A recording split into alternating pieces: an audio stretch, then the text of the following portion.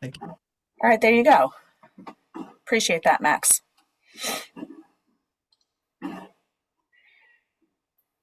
All right, it looks like we have pretty good participation here. So I am going to go ahead and get started this morning. Good morning, everyone. My name is Jessica Scott. I'm a Senior Climate Advisor in the Governor's Office of Policy Innovation in the Future. And we're here this morning to talk about the EPA's Community Change Grants. This is a really transformational funding opportunity that is open now from the federal government and that can fund projects, engagement, civic engagement, really anything, a lot of things in your communities all across Maine. We are recording this webinar so that you can view it after the fact if it's useful. And let me tell you a little bit about how we could spend our time today. I think that what I'll do this morning is spend most of the first half of this meeting reviewing the details of the grant. And we'll pause for questions at the very end of this portion of the presentation. But I also encourage you to put questions in the chat as we go. For any questions that we don't get to today, I'm very happy to answer them by email. So if you have a question, you put it in the chat, please include your email as well. And throughout the course of this presentation, if you have a great idea for a Track 1 or Track 2 application, we invite you to put that idea in the chat as well. It'll help with the second portion of our time together this morning. What I'm hopeful is that at the end of this call, with any time we have left, we can spend some time sharing our ideas in the communities that we serve with each other. As you'll note, as we walk through the overview of the grant program this morning, partnership is a really critical component, indeed a requirement of eligibility for this grant. So in the latter half of our call this morning, we'll spend some time understanding who might be partners here on the call. So I'll walk through an overview of the grant program at the highest level, talk about eligibility and technical assistance. We'll do an overview of both tracks of funding for this program. Talk about readiness and compliance, which is not insignificant. So I'll encourage you to stick with me until then. And then just spend a little bit of time on nuts and bolts. We'll pause for questions about the grant before we move into a section on kind of sharing who's here on the call and what you're thinking about. So let's just jump right in with an overview of the Community Change Grants program. Again, this is a federal opportunity offered by the US EPA. And we think it's a transformative opportunity for Maine communities. That's why we're here hosting this webinar this morning. This opportunity offers grants to invest in community-driven projects to build capacity and to mobilize neighborhoods that you live and work in to participate in local, state, or federal decision-making. All of this funds, all $2 billion allocated to this program, must be spent in federally defined disadvantaged communities, of which much of Maine is eligible. So this funding is game-changing. It's really, really flexible, and it comes with a couple of program innovations that we'll talk about a few times today. The EPA has allocated $2 billion to this program, split across two types of applications that I'll discuss a little bit more in a minute. All $2 billion of these dollars will be allocated across a single application cycle. So that's for applications submitted between now and November 21st of this year. And all of the funds must be spent within 3 years of funds being awarded. There are no extensions or exceptions for this program. So this is really getting $2 billion into small underserved communities in the next 3 or 4 years, which is pretty ambitious for the federal grant making process. So recognizing that this grant opportunity is really designed for those small, less well-resourced communities, the EPA also invested $200 million in technical assistance for applicants in this program. So I'll be talking about this technical assistance in a little bit more detail, but it can cover absolutely every aspect of an application. This includes reviewing your project narrative, helping pull together a budget to complement your grant application. It can also provide the post-award support with things like reporting and meeting federal requirements. So I will say the words "use the technical assistance" to you many times over the course of this morning. I really encourage you to take advantage of this end-to-end technical assistance being funded by the federal government in relationship to this grant. So I'm going to keep moving here. Again, throw questions in the chat. We'll stop towards the end of this part of the presentation to answer questions and to have a conversation. So the goals of this program are pretty clear, and were identified by the EPA through pretty robust public engagement with disadvantaged and tribal communities across the country. And the goals kind of speak a little bit to how broad this funding opportunity is. First and foremost, the goals of this opportunity are to fund community-driven pollution and climate resilient solutions. That's it. If you have a climate or pollution reduction project or couple of projects in mind in a community, and that project has been identified as a community priority, this grant can probably fund it. In addition, there's a goal of this program to really build cross-sector collaborations with different partners who are working in and for communities. That partnership, again, is a key component of this grant. This grant is meant to fund projects that haven't been funded before because they're not competitive for other federal or state opportunities. Projects in those small or under-resourced communities that just require a lot of dollars perhaps to get done and require capacity building in partnership with that project. That is one of the goals of this funding opportunity. Additionally, the funding opportunity has allocated that $200 million to provide support to really ensure that applications are coming in from small and under-resourced communities. And finally, particularly with track 2 of this grant is meant to strengthen communities' decision-making power, to give underserved or underrepresented communities access to places where decisions are made about climate or environmental kind of factors or projects. And so throughout the public engagement that the federal government did, they learned that traditional federal grant applications, as we all know, are often pretty hard for small communities to compete for, let alone to be competitive for. And so the EPA adopted 4 unique approaches for this grant, which they've really never tried before. And the first is rolling applications. You can submit an application anytime between now and November 21st, 2024. And in addition to that rolling application, the EPA will be making rolling awards. So if you submitted an application next week, you won't have to wait until next year to know if you've been awarded for that application. Additionally, for track 1 projects, which we'll talk about in a minute, the EPA has points allocated to an oral presentation. For those who score a certain amount in the written component of this grant, this is an opportunity for the EPA to hear directly from the applicants and partners about the context that is important in your neighborhood, in your community. This has never been tried before and should allow, I think, a little bit more local context to accompany each grant application. And finally, the last innovation is indirect cost limitation. There's a 20% cap on indirect costs. And the EPA has been pretty straightforward that this is meant to limit the costs that high overhead organizations like Institutes for Higher Education can claim as part of this grant. It's really leading to more of those dollars funding actual projects in underserved communities. I'll note that the indirect cost limitation does not apply to tribal governments. So as I mentioned, there are 2 broad types of applications accepted through this grant opportunity, which we'll refer to as track 1 and track 2. And we'll dig into each of these a little bit further as we move through the presentation. So track 1 applications are primarily going to fund community identified projects. Almost all of the $2 billion allocated to this grant opportunity is for track 1 applications. And the EPA expects to make 150 awards for grants that are between $10 to $20 million each. Again, I think about track 1 as a project funding track. Track 2 applications are meant to primarily fund community engagement efforts. The EPA is only going to award 20 projects nationally through this track at $1 to $3 million each.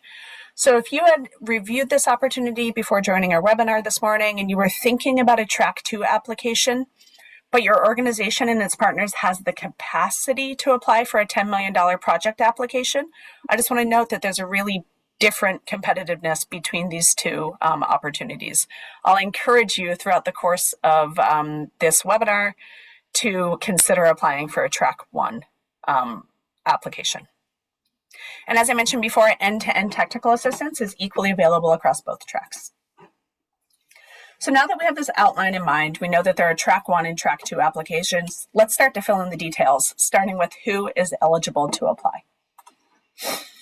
To be eligible to apply for this grant, you must be either a community-based organization, a local or tribal government, or an institute of higher education.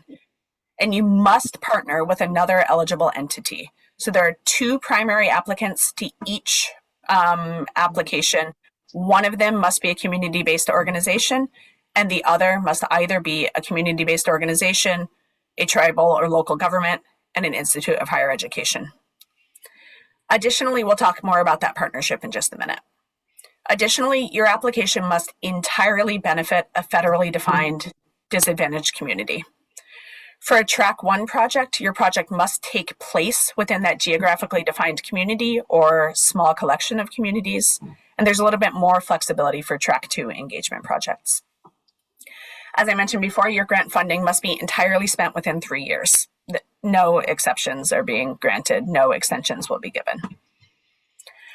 And there are just a few things that this grant can't fund, really very few. The grant program cannot fund scientific research, it cannot fund cleanup of Superfund designated sites, and it can't fund community relocations due to things like sea level rise or other factors. But pretty much anything else, as long as it aligns with a climate or a pollution reduction priority, is fair game under this grant opportunity. I want to flag for you that all eligible entities can be primary applicants on no more than 2 applications. That means that you can be the lead applicant on a Track 1 and a Track 2 application. However, if you're part of a partnership and you're not the lead applicant, you can be a collaborating applicant on as many applications as you feel makes sense. So here's a bit more on partnerships, which are required to apply for this grant. So again, 2 applicants together apply for this opportunity. Of those, one must be a community-based organization. The other can be one of the other types of eligible entities. But beyond those 2 prime applicants, other partners of all types, including partner types that are ineligible as primary applicants, can serve as what are called collaborating entities. This could include other community-based organizations. Say that you oversee a network of 12 community-based organizations, only 2 can be primary applicants, the other 10 could be collaborating entities. This could include private companies, it could include state governments, it could include other parties who are not eligible as primary applicants. Both those 2 lead applicants and collaborating entities are eligible to spend money awarded through this grant. Collaborating entities can receive a subcontract to help implement programs. So with 2 people in the beginning, you can have as many collaborating partners as you'd like to implement your project. And so then let's dig into the second part. What do we mean when we say that all funds must benefit disadvantaged communities? The federal government, the EPA, has put together a map that defines disadvantaged communities geographically. And all Track 1 applications are required to include a project area map that demonstrates that all investments are being made in disadvantaged communities, not to benefit disadvantaged communities, but physically located within those communities. The only exception to a geographically defined community for Track 1 applications are farm worker communities. So if you have individuals with no fixed residence who travel to do agricultural work, investments in Track 1 can be made to benefit those individuals. There's a third application that doesn't apply to Maine, which you might read about when you read the Notice of Funding Opportunity. It's called Disadvantaged Unincorporated Communities. You can disregard this. It does not include the unincorporated townships that are otherwise designated as disadvantaged here in Maine. So the EPA also identified some key target investment areas in addition to these criteria for disadvantaged communities. The one that applies to Maine is a $300 million carve-out for Track 1 projects in tribal communities or on tribally owned land. So what that means is that out of the $1.96 billion awarded to Track 1, at least $300 million will be purposefully set aside to be awarded to tribal governments. All right, that's quite a lot already on eligibility and on a broad sketch of the program, but I want to switch to this technical assistance opportunity. In my opinion, this is a key component of this grant opportunity that will help make Maine applications nationally competitive, even for $10 to $20 million worth of projects in small and under-resourced towns. And so there are 3 types of technical assistance available to complement this grant opportunity. The first is general technical assistance associated with this program, which is available to all eligible applicants. The second is special technical assistance for those applicants who are in disaster-prone areas, which are defined by the federal government using a variety of factors. For example, a large swath of Washington County is designated as a disaster-prone area by FEMA, but many other portions of Maine are subject to various climate impacts, which would allow Maine applicants to access this special targeted technical assistance. Finally, there are new entities established by the EPA called Environmental Justice Thriving Communities Technical Assistance Centers. We call them EJ TIC-TACs for fun over here. We love government acronyms. A Technical Assistance Center, a TIC-TAC, has not actually been established for our region yet. But once it is, I just want to flag for you that it will be available to provide ongoing technical assistance to small and under-resourced communities to access any federal funding. It will also be able to provide much smaller grants for things like planning activities or very small projects in very small communities. So if you're looking at track one, you're like, there's no way that we could spend $10 million. You're thinking that you need a smaller grant opportunity that is equally as flexible. I want to give you a heads up that that will be coming, and it will be flowing through the Environmental Justice Thriving Community Technical Assistance Centers once one is established for Region 1. Okay, so I mentioned that technical assistance is available to any eligible entity across the entire lifetime of an application, from pre-award to post-award and reporting.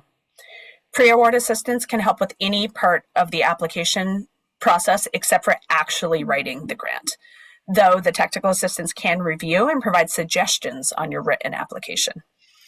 This can also include helping with partnering and community outreach. If you need to do community outreach before you put together a grant application, the technical assistance can help you set that up. After an award is made, the technical assistance can help with all aspects of implementing and reporting on this grant. Think of them almost as another project manager or a federal compliance expert that's in your court for free if you're awarded a grant. And if you think right now, if you're like, wow, that seems really generous, I want to take advantage of this technical assistance, I want to brainstorm an idea and make sure that I'm eligible for this grant opportunity, I think that you should submit an application for technical assistance as soon as possible. There are online request forms for both the general assistance and the assistance for disaster-prone areas, as well as phone calls or email addresses that you can use to access these technical resources. Even if you only want to know, is this project eligible, it makes sense for you to reach out to TA. It makes much more sense for you to find out if your project idea is eligible before you put together a grant application and all of its associated work products. All right, so with that overview, let's jump into the exciting stuff. I'm going to describe the 2 tracks of applications that the EPA is looking for, starting with track 1. So track 1 applications, again, I call these project-based applications, are intended to fund at least $10 million worth of projects. There is technically no minimum amount that you can request, but the EPA is pretty transparent that lower cost applications will be competing against higher cost applications. And so I really think of that $10 million almost as a minimum threshold. As I mentioned, this funding opportunity is unusually diverse, and here are some of the baseline objectives that a Track 1 application should achieve. First, you must demonstrate that the projects you wish to fund are community-identified projects in a disadvantaged community. Not projects that you think might be good for a community, but actual projects identified by the community as priorities in their neighborhood, in their town. This funding is meant to be broad enough to tackle multiple priorities in the same community or small collection of communities, as long as they're all disadvantaged communities. Your project should also strive to achieve the objectives of increasing community resilience, of reducing local pollution or improving public health, of centering meaningful community engagement in both the design and implementation of the project, of building community strength, and we'll talk more about what that means in a minute, of reaching priority populations, that is clear, and of maximizing integration across the project. So if you're doing multiple projects, really understanding the full picture that you're painting with the investments that you're making under this grant. Once you've determined that your project meets the overall requirements or objectives of this grant, your project can then be related to any of 8 climate action priorities. You can do a project related to green infrastructure or nature-based solutions. This could include greening schoolyards or building bioswales to deal with stormwater management. You could do a project related to transportation, to energy efficient and resilient houses and buildings. You can install a microgrid with this fund, or really think about a community resilience hub. How are you ensuring that places that, for example, serve as storm shelters or heat shelters are resilient and able to serve the communities in need? Brownfield redevelopment is eligible through this funding, waste reduction and management, and workforce development. So there's really quite a lot. Again, your project has to align with at least one of these climate action priorities or strategies. In addition to aligning with one of the climate strategies, your project must align with one of these 4 pollution reduction strategies. These are really broad, and they're meant to be flexible, again, so that you as applicants can design your specific intervention to meet what your community has designated as a priority. So your project should improve indoor air quality or community health. It should improve outdoor air quality or community health. It should increase access to clean water, or it should address some aspect of hazardous waste management. Again, these are broad. They're not defined very much further in the notice of funding opportunity, and you can design a project that meets one of these criteria. A few examples for indoor air quality that might be relevant would be the installation of filtration systems, even the replacement of wood stoves that don't meet current EPA standards, or asbestos abatement in schools. Those would all count as an improvement of indoor air quality. Water quality, similarly, things like lead pipe replacements or backup power to water systems or wells could both be eligible for pollution reduction to meet one of these pollution reduction criteria. So in addition to picking a climate action and a pollution reduction strategy, Track 1 projects have other really important requirements they have to meet. We're going to talk about compliance and readiness in a little bit later, but we're going to start with the requirements to put together a community governance and strength plan. So I've already said that the primary purpose of this grant is to complete community identified priority projects. So the EPA is looking for proof and validation that relationships exist between the applicants to this grant opportunity and the communities that they're seeking to serve. So for the engagement and collaborative governance plan, applicants must demonstrate that they've engaged with the community in the design of this grant application. They must demonstrate that they understand how they will implement this grant in partnership with the community. They must understand barriers that the community will face in engaging with this grant application and put forth efforts to minimize those barriers. This could be things like linguistic or technological access to be able to participate in project decision-making or updates. And you must demonstrate that the government, the local government or state government, whatever level of government is important, is involved in the design and execution of your project. The collaborative governance plan is meant to be a detailed plan regarding the roles and responsibilities of applicants, of collaborators, and of community members across the entire breadth of the project.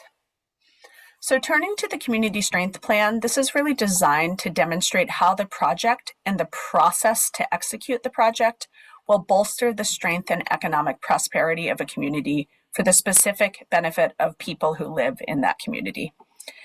It's also meant to ensure that residents can remain within the community and benefit from the investments over the long term. And so a strong community strength plan is really meant to tell the story of how the benefits of the project flow to local community members. It's also meant to address unintended consequences, things that might flow from gentrification or from higher property values. Your community strength plan needs to demonstrate that you understand that there may be unintended consequences of making $10 to $20 million of investment in a disadvantaged community, and understand that you have methods for addressing any unintended consequences that might occur. Track 1 applications also require readiness and compliance plans. The readiness plan is really just meant to demonstrate that you can spend all of the dollars you need to spend in 3 years. That is a short runway to spend $10 million.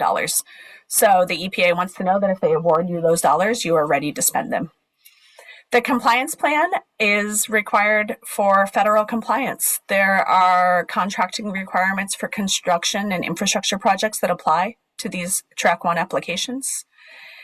There are zoning and land use challenges that may apply to permits or projects that you're looking to do. So the compliance plan is meant to indicate that you understand and are ready to comply with federal requirements. And I'm going to say it one more time. Technical assistance can help you with those compliance requirements. They are, in many instances, challenging for community-based organizations. So use that technical assistance. All right, I'm going to switch. I know this is a lot of information. Stick with me here. We're almost done. So I want to talk a little bit about Track 2 applications, which I'm calling community engagement applications. The purpose of these applications, which are much smaller and much more competitive, is to facilitate the engagement of disadvantaged or underrepresented communities in government processes, and really to give voice to communities in decisions that affect them. The requirements for these applications are lower than for Track 1, but they include some similar components. So Track 2 applications are meant to break down barriers to community participation in government processes which impact environmental or climate decision making. This should be done by creating mechanisms for engagement and really for two-way communication between community members and decision makers. This can be decisions made at the local level, at the state level, or at the federal level. An application should really focus on providing communities with information about issues that directly impact them, while at the same time creating mechanisms for government and decision makers to gather input from those impacted community members. Examples of activities that could fit under this track include educational and training programs. They include establishment of advisory boards at many different levels. They include collaborative governance activities, and also participation in government funding processes and budgeting processes can be included underneath this Track 2 application. Some of the requirements about geographic scope are a little bit more flexible here as well. Applications can primarily serve underserved or members of disadvantaged communities, but can also serve other types of underrepresented communities who may not be concentrated geographically. An example of this are low-income residents. Low-income residents may not always live in a geographically defined disadvantaged community, but they could be served by a Track 2 application, a Track 2 engagement process.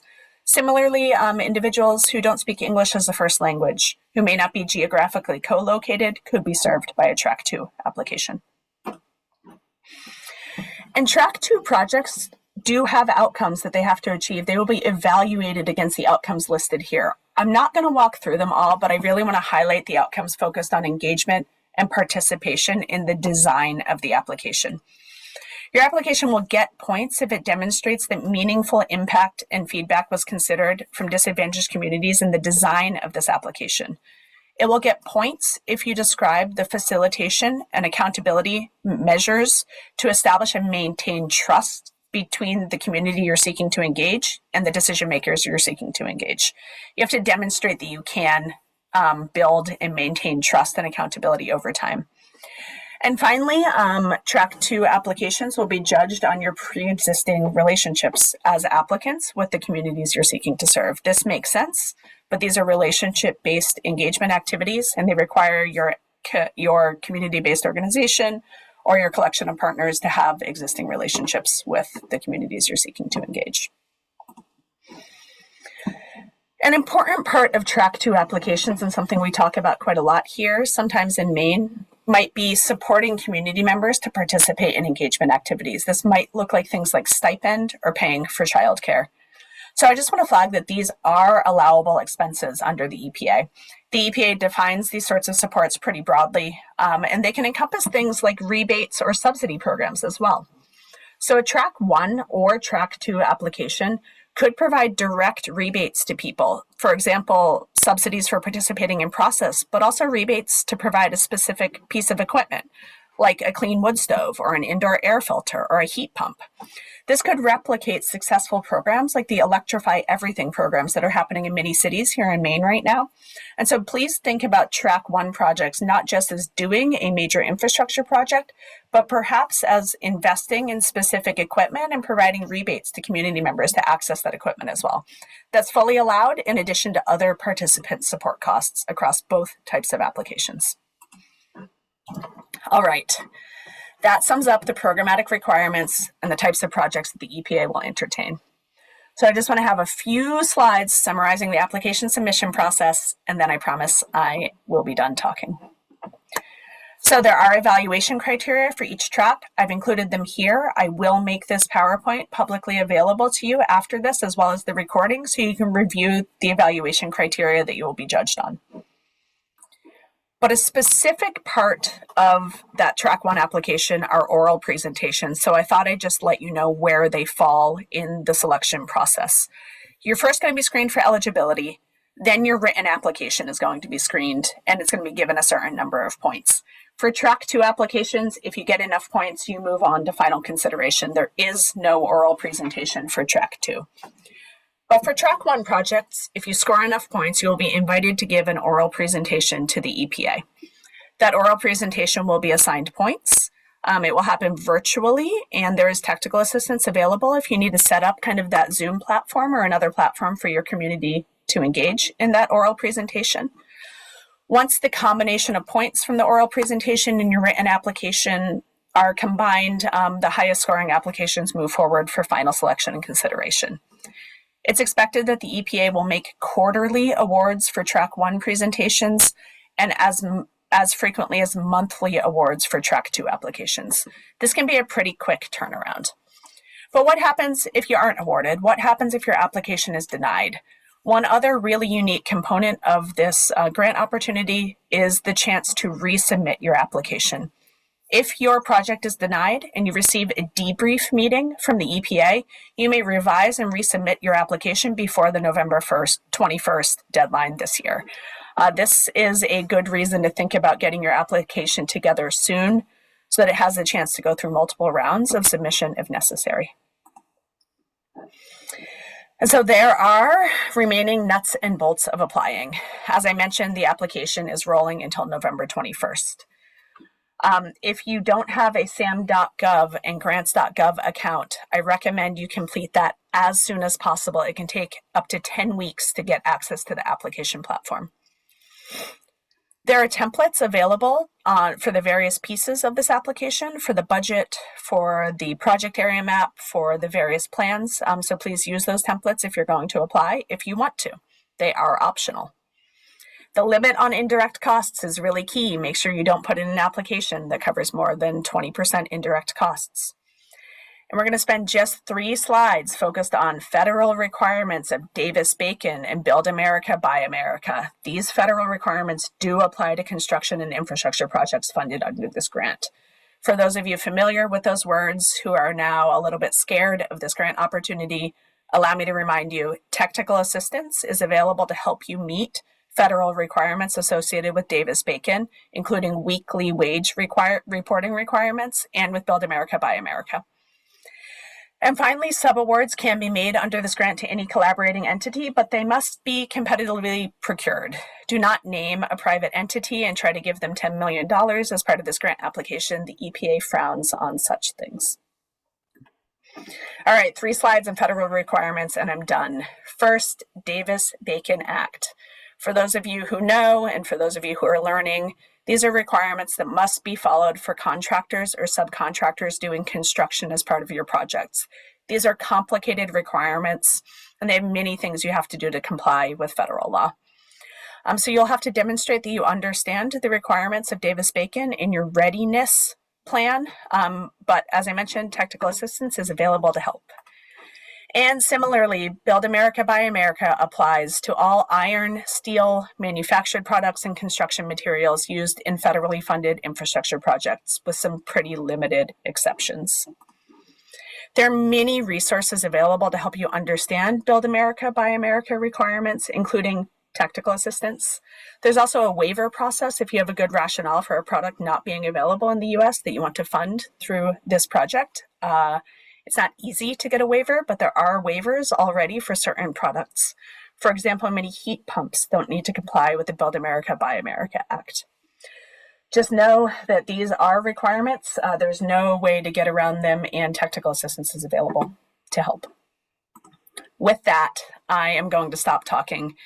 I want to spend a few minutes here answering questions and then hold the remaining kind of 10 or 15 minutes for a little show and tell amongst participants who are here on the call. So I'm going to pull down the slides. If you have a question, please raise your hand or put it in the chat. And as I mentioned, if you put a question in the chat and include your email, I will respond to you after this webinar with an answer to your question, even if we don't get to it today. So let me go ahead and end my slideshow here, stop sharing my screen, and look at all of you here again and see what questions we might have. I know that was a ton of information in 37 minutes, but appreciate you all tuning in.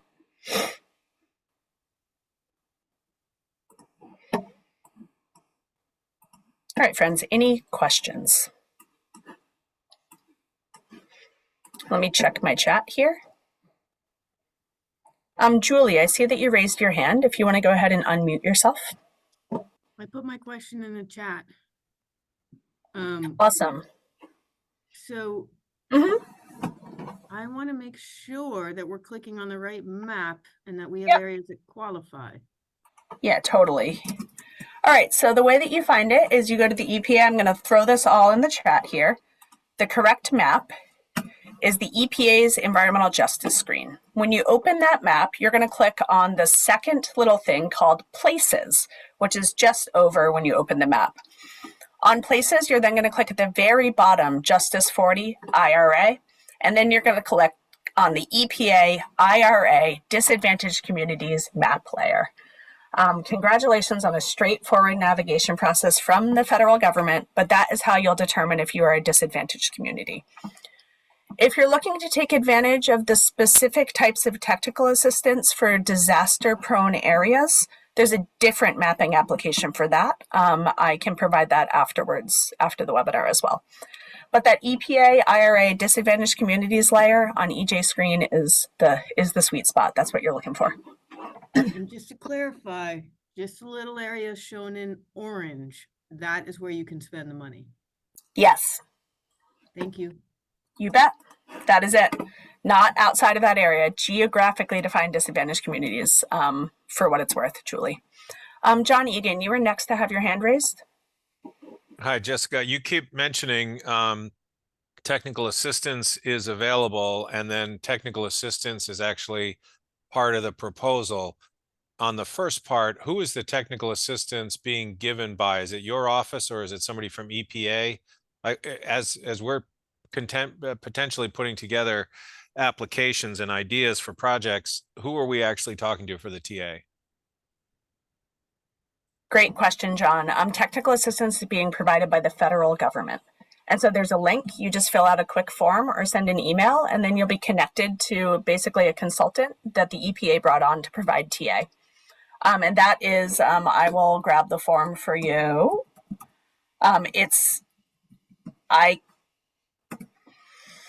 There is still technical assistance available. It is not yet oversubscribed, but if you think you want it, you should get on the list. Once you've established a relationship with a technical assistance provider, they will be with you from end to end of this grant. So that's a federally offered option. Thank you. Yep, no problem. Alan, good to see you. Thanks, Jessica. Really helpful. You mentioned early on the novelty of rolling applications. My question in the chat is, that I put in the chat is, does this favor those communities that are well-resourced, better resourced to get in early to the disadvantage of other communities? How will EPA ensure equity? And perhaps you address this later on in the presentation by saying that there is the opportunity for debriefing and resubmission. So is that the interaction? How will EPA assure equity? Yeah, it's a great question, Alan. In fact, it's a question that I asked the EPA, is whether or not they'd be making all of the awards in their first round of applications. And they are not being clear either way about that. It is very possible that they get a lot of attention in that first round. Their intention is not, and I say first round, but they're going to review, they're basically going to aggregate presentations monthly, put them through that initial kind of review process, invite oral presentations, and probably make awards quarterly. What that means is that I would expect to see the first round of awards around March. early March, because applications have been coming in technically since November. So that's when I would expect to see the first round of awards. They note they don't expect to award all of the funds in the first round of awards that they make. But you're right, Alan, there is a little bit of a balance here between getting your application in soon and taking time to put together the best application you can. I'll say two things about that. First, technical assistance. The best application you can put together will benefit from using the technical assistance that is available from the EPA. They are the experts. They will help you put together a competitive application. Second, that revise and resubmit option is really key. I think that is one that you can make good use of. So, Thank you.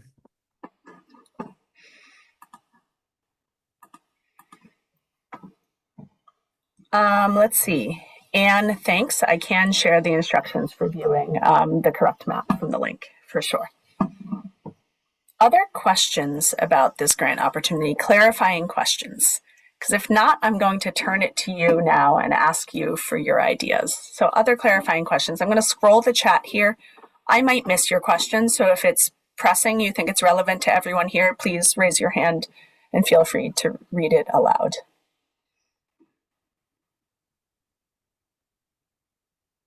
Olivia, you had asked, and I hope I clarified this, whether or not the partnership needs to be between 2 entities or more. 2 entities is the maximum and minimum number for the primary applicants. However, any number of entities can serve as collaborating entities on your grant application. All right, let me just look and see if there are any more questions that I can answer here. Okay, then let me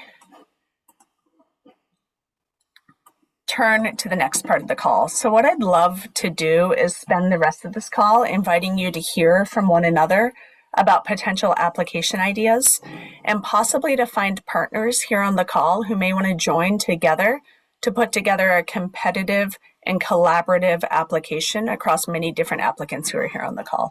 So I'm going to share my screen here again. Give me just a second.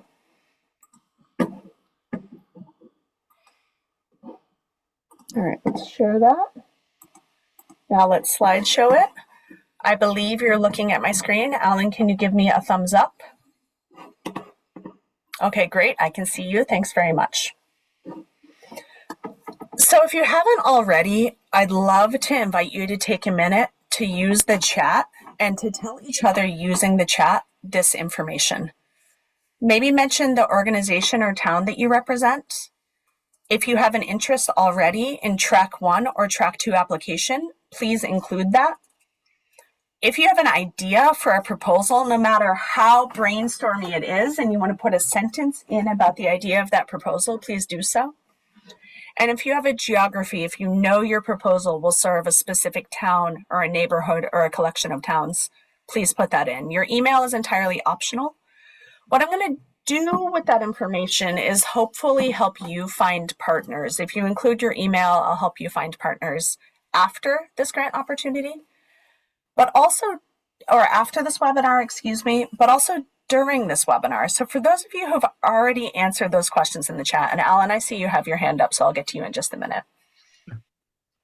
For those of you who have already entered information in the chat, if you can start to look through that information and read through the other entries, I'd love you to use the raised hand function in Zoom if you have an idea for a proposal and are seeking partners. If you have an idea for a proposal and you've seen something similar in the chat. If you have an idea for a proposal and you serve the same geographic area as another participant on this call, or if all of a sudden another question occurred to you that you want to ask here. So please take a few minutes, read through the chat, enter your information, and use the raised hand function if you see any similarities between your idea and an idea that is already written in the chat. In a few minutes, I'll invite those with the hand raised to say more about the similarities you found across other people's responses. So I'm going to give you a few minutes to dig into the chat there. Alan, if your hand is raised for a baseline question, let me know. If it's raised for a partnership. Okay, go ahead, Alan. It's a baseline question. Will you be right. taking this information and maybe in real time doing a Google Doc that just incorporates all of these so that we can see them on the screen as well as the chat? Yeah, my hope would be to take information from those of you who include your email address. And if you're seeking partners, we will build a partnership website that we'll send out as part of a follow-up to this webinar. And we will list partners and the ideas they have and geographies they serve on that partnership website. So if you want your information to be included, please include your email and we will make that website publicly available to you after this call. Cool, thanks. You bet. All right, I'm going to give you just a few more minutes to tell each other about your ideas and to look for similarities across the chat. And I'm going to stop sharing my screen in just another minute. I want to keep it up here so that you can see the questions.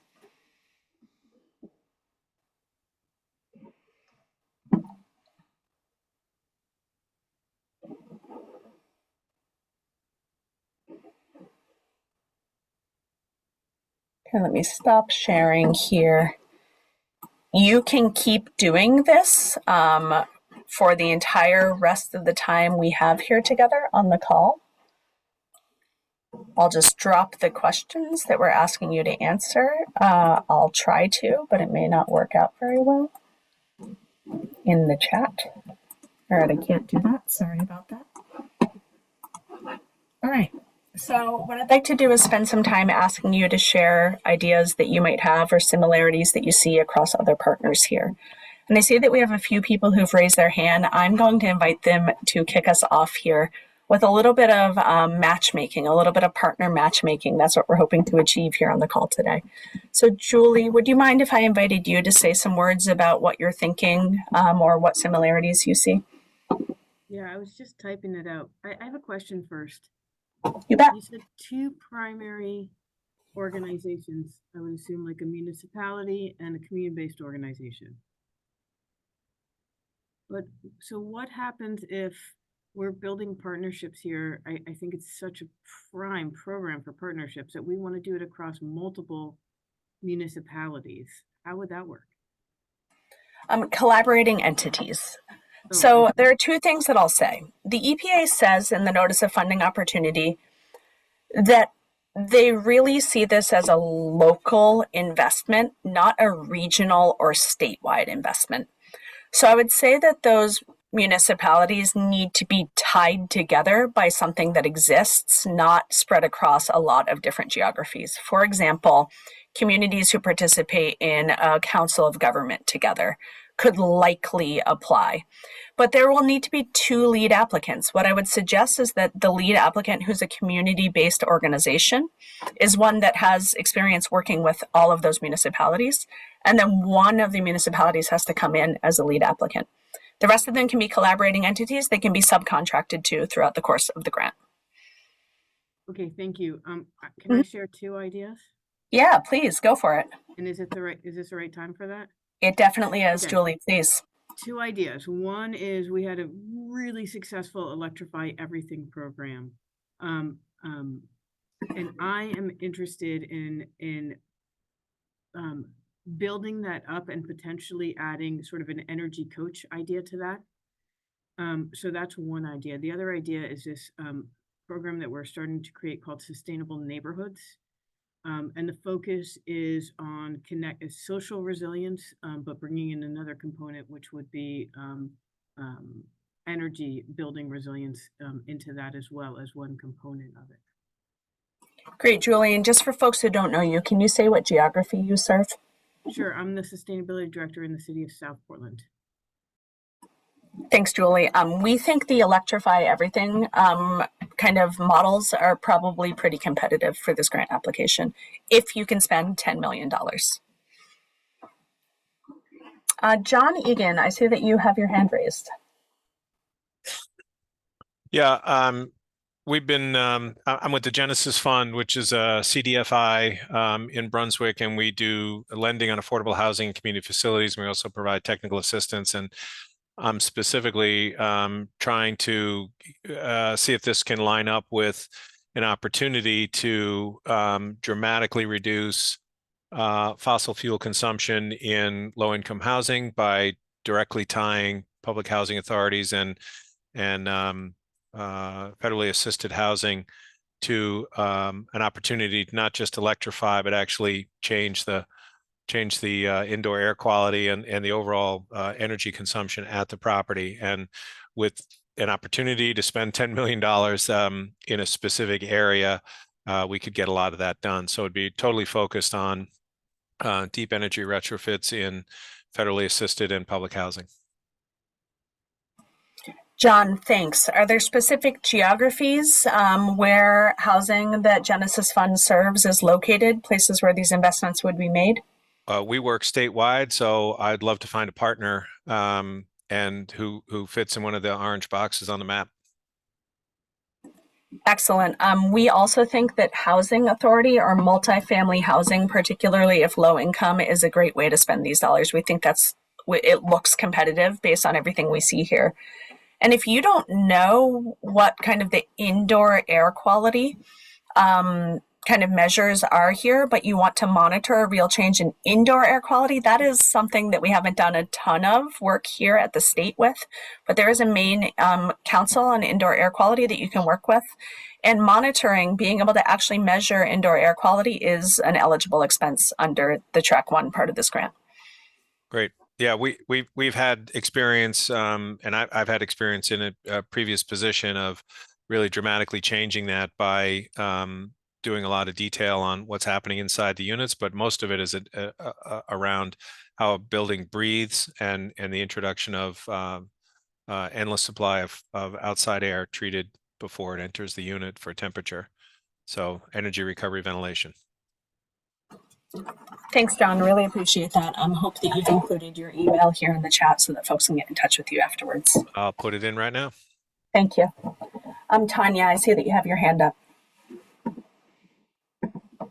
Tanya, you're... Yeah, I'm just unmuting myself. John, I'm interested in that. We're looking at a Track 1 in Pleasant Point, which is Passamaquoddy community and associated places.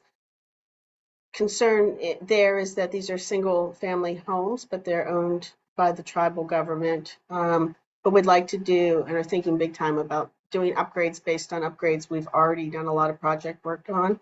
So we're interested.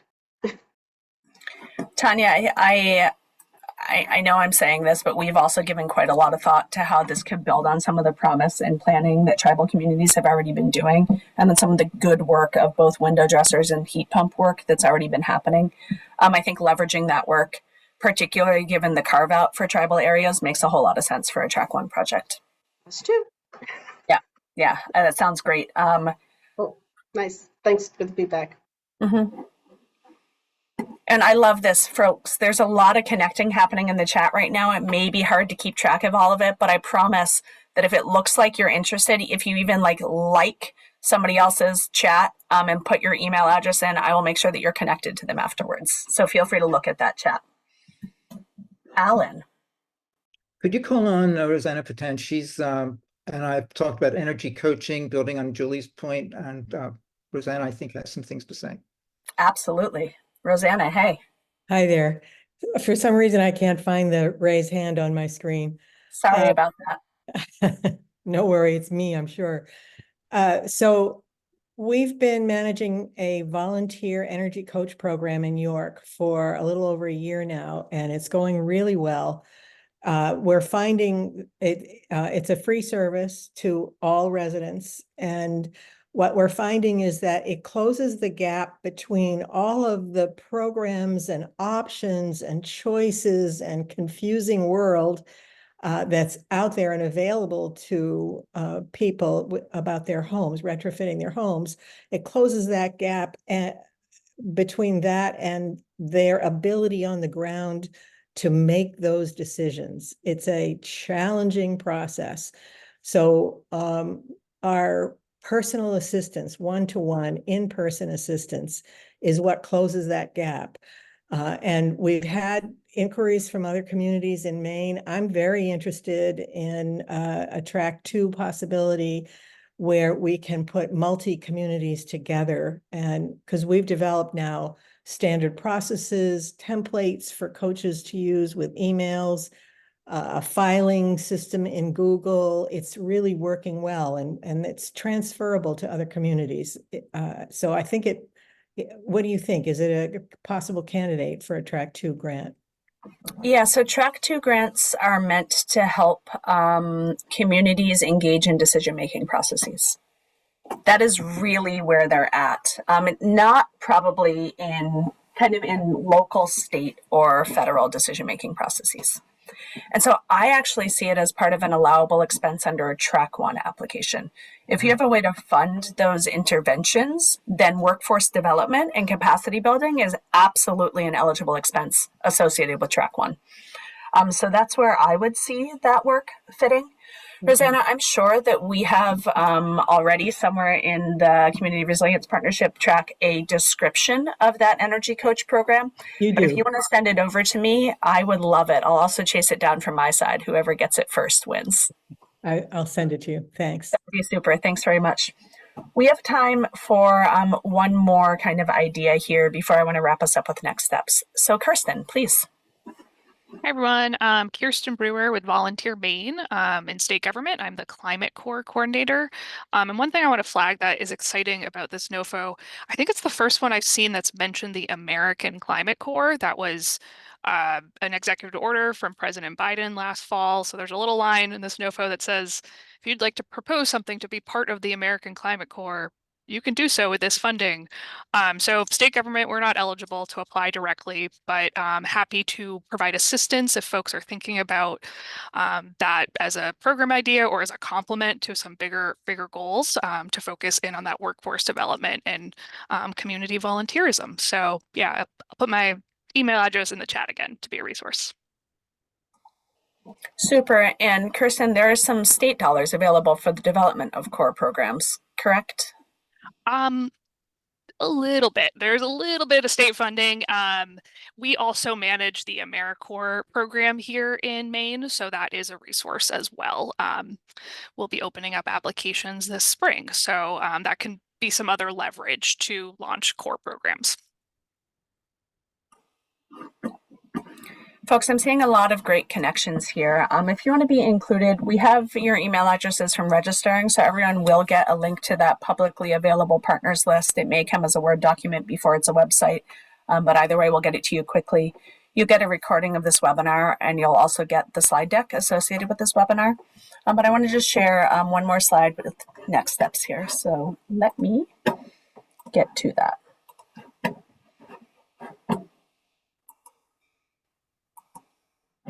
Okay, so we're excited about this grant opportunity. We really would like to see a couple of coalitions of partners come together. And we see Track 1 particularly as game-changing dollars. We have talked a lot to folks in Northern Maine and in other places that just don't have a lot of capacity to access big money for small projects. And this is exactly kind of that sort of capacity and funding opportunity. So please reach out to me if you're going to apply. We'd love to know what applications are coming together and if possible to participate in or support those applications. Please reach out to me if you need support with your application, if you're having any challenge connecting with technical assistance or you want to just brainstorm an idea. If you're looking for an application partner, I'm hearing from a lot of you kind of separately about your excitement about this opportunity. I'm happy to connect you with an application partner. Or if you have any other questions, my email address is here. It'll be in the follow-up information, but you can also find me on the Governor's Office of Policy Innovation in the Future website. With that, I want to thank you all for coming. I'm going to end the recording, and I hope you all have a great rest of your afternoon. Take care.